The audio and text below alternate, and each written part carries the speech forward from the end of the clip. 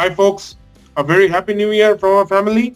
And yes, what a year it was from a cricketing point of view, 2024. A lot of events happened, and maybe not. It's not possible to describe all of them in one video, but we will give our best to describe them in a couple of videos.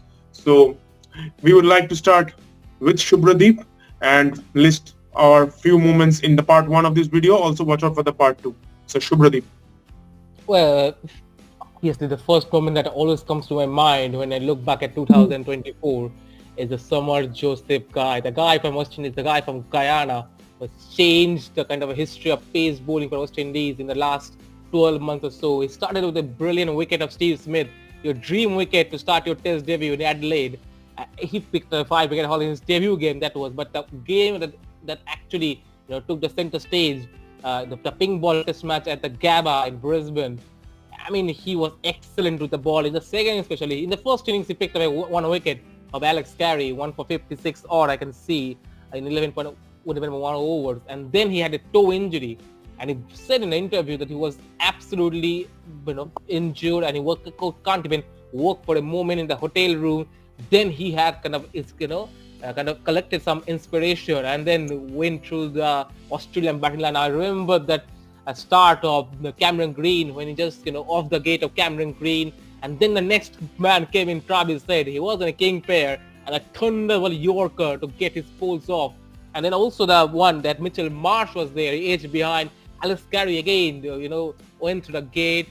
Then Pat Cummins came out. Only one guy who was batting at the other end was Steve Smith, who was trying his best to take Australia to the winning margin. It was a very small target, but Shamar Joseph made that 200 or odd run chase. He was aggressive, and the way he was bowling, I always love pace bowling, his rhythm, pace and aggression. He had all of these three boxes ticked. And also the thing that when Josh Hazelwood came out, he was absolutely drained out. And that Yorker, and then the rush for him in the field, Craig Bathwaite went up there, and Ian Smith with the commentary box. I remember BC Lara was in the ABC commentary box, and also Carl Hooper was in the dressing room of West Indies team.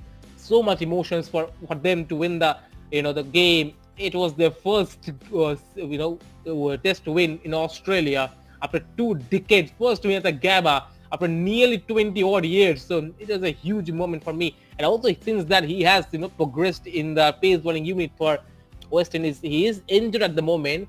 As far as I know, he hasn't been picked by the West Indies Cricket Board for their upcoming 2-match series in Pakistan. After 15 years, they are making the trip back. Hasn't played a lot of games since then. I think he played 2 against South Africa or Bangladesh at home.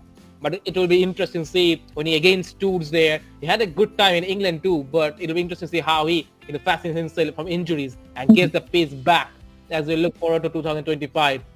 We'll talk about Shamar Joseph, the youngster who made his debut. Now I'll move to Shopturshi. I think he has someone who is a veteran who took his retirement and surprised all of us.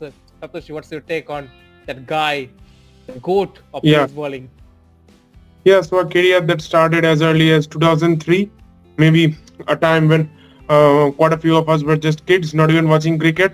But this guy just ran in for 2 decades, and I mean, he just kept on bowling with sheer consistency, and just foxing batters with his accuracy and skills. And then all of a sudden, one fine morning in 2024, he decided to hang up his boots. Whatever transpired behind that, no one knows, but I mean, a sheer brilliant career that ended on Lords, ended on a one fine morning at Lords, and I mean, he finished with 704. Maybe he would have wished to get past that one tally, but yeah, not everything ends nicely, and he had to end up with 704. But yeah, that was a really great career, and I mean, what a reception he got in the final test versus West Indies at the Lords. And truly memorable thing for Anderson. Yeah, he still wants to play cricket, so, and he put his name in the IPL auction list. Maybe he will do something else going forward, but I mean, the GOAT, really, what a time he had in England shirt. Also, he was so good in the ODI format, and I mean, that was really a great career. But coming to Anderson, I remember another young kid. How has contributed in the ODI format for England. He's still the highest wicket taker for them. Even after 10 years, he has played his last ODI. hasn't he? So Yeah. yeah, So that's the even funnier part. People remember him in the white shirt, but he have done enough in the blue and red shirt also. true. But And yeah, coming to Anderson, I remember yeah, another young kid who smashed Anderson, who dared, I shall use the word dared, to smash Anderson for sixes in an over. And it was none other than Yashasvi Jaiswal, the young talented kid from India. So I will go to Shubhradeep for that event. well, he is the wonder boy of Indian cricket. I must say, I have not seen Binod Kamli bat, but people have told me he bats like Binod Kamli. No kind of a fearless approach, his attitude, everything is very aggressive. He has 1600 and test as we speak in 70 test matches, an average of 53 and a strike rate of 68 with 4 centuries and 8 half centuries. That's a superb record to have at a certain stage of your career, at the start of your career, when you are so new and you have already faced Australia in Australia, you have faced England at home, and you have to go to South Africa in a test match. It's incredible record to have, and the fact that you mentioned the fight he had, or the war he had with Anderson, that was the moment I realized this guy is special, man. No matter how many runs he scored against in the West Indies or how much you have in against Bangladesh or maybe New Zealand at home, but that way Anderson was making the ball swing. Anderson was making the ball swing. See him in the Vizag game, the second test match. India was down 0-1, and then going to there, he played a magnificent. I remember writing a piece, and it said there at one end of the wicket there was Jimmy, and at the another one there was Yashasvi, and those two are the two poles of the edge, and they're clashing between each other. He finished the series with 712 runs at an average of 89 and a strike rate of 90. Strike rate of 90, you scored 712 test runs and you smashed 3 half centuries and 2 centuries. That 160 run knock actually, set the stage for India to win the series at 3-1 by the time they win it. And then when you reach down under, as we talk, the series is going on Border-Gavaskar Trophy.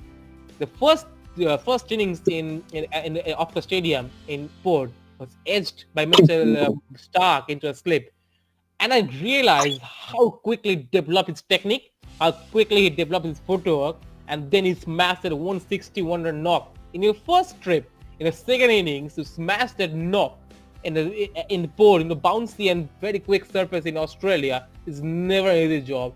And he looked relentless. Also scored a couple of half centuries against Bangladesh in Kanpur, but India needed that aggression from him. It's incredible how he actually portrays himself to the need of the team, to the requirement of the team, and that's incredible. It is only going to be better from now. And I know he's going to England, then they are going to over South Africa again, New Zealand, and he will Yeah, have New so Zealand. many records. So many records he's gonna break up, in the future. And we just hope, because he's a talent, he's just 23 odd, he has so many years of Indian cricket. The only thing is how he carries himself in the future and how he can just develop himself as he has been doing. And I hope so much, and I wish him all the best, my God, because he is someone we look up at him and think, wow, Virendra Sehwag is batting in a left-handed manner, and he's smashing the Australian bowlers. It's not easy to smash those bowlers who are veteran, experienced one, especially at their own conditions. So yeah, Jaiswal is excellent. He scored that 2 half century against Bangladesh, but we're moving to Bangladesh, one of the best moments in this ongoing year, and Shoptush will take us through that.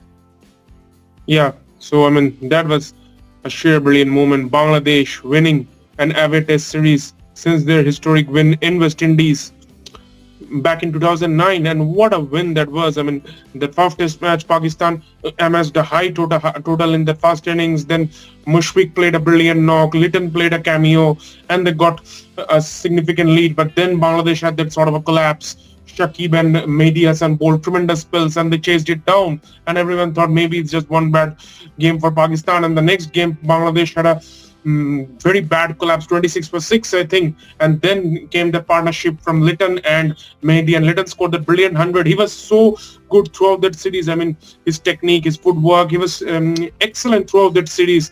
And then the young pace sensation, Nahid Rana, who also had a very good match in West Indies recently, And then Mehdi Hasan was brilliant throughout that series. Shakib bowled good spells, and I mean everyone contributed, chipped in with good spells. Even Hassan Mahmood got a fifer in that second test, and then they chased it down. And what a moment it was for the Bangla Tigers. I mean, a nation which doesn't even play that much Test cricket, hasn't played a lot of away Test series in Australia, in England, in New Zealand, and the way they won two matches in Pakistan, batting so well. I mean, it was really, really good. And they had a lot of confidence coming into their India series, though they eventually lost it. But I mean, there was real hype regarding the Bangla Tigers, the way they performed in Pakistan.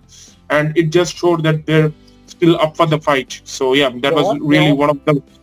Yeah, they almost put India under pressure. 1965 in Chennai in the first test match. Felt like India will bundle it under 150. So they had some pace, and this is a rise for Bangladesh cricket. You know, they have done well in ODIs and T20s in the past. Yeah, the pace attack looks pretty promising. Taskin Ahmed is there, Hassan is there, Nahid is there. They have got some skillful paces. So fast. Even in the Caribbean, they won the game in the second test match at Jamaica. He bowled his pace, man. Nahid Rana and then Mahmood is so pace and fantastic. Taskin is also a veteran now, playing for a decade now. So he will guide themselves in the future. Excellent news of Bangladesh cricket. There is also Shoriful who can use that left arm angle. And he hasn't been played. There's Ebadat. How can we forget him? Ebadat is also there. The man who gave that salute win in New Zealand. Yeah, so there's no need for Bangladesh to make a dusty pitches at home just to make sure that you will win the test matches at home. You make good surfaces, you make the batting, and then you make sure that the bowlers have enough time in the the belt, some overs at home, so that they can gain confidence before they go into the definitely. So that was really one of the biggest moments in this year and in 2024. And so we will make another part. Please watch out for that. And it's that much for here. And if you're new to the channel, please subscribe the channel. Please press the bell icon for further updates. And please share this video with as many guys as possible. Till then, cheers.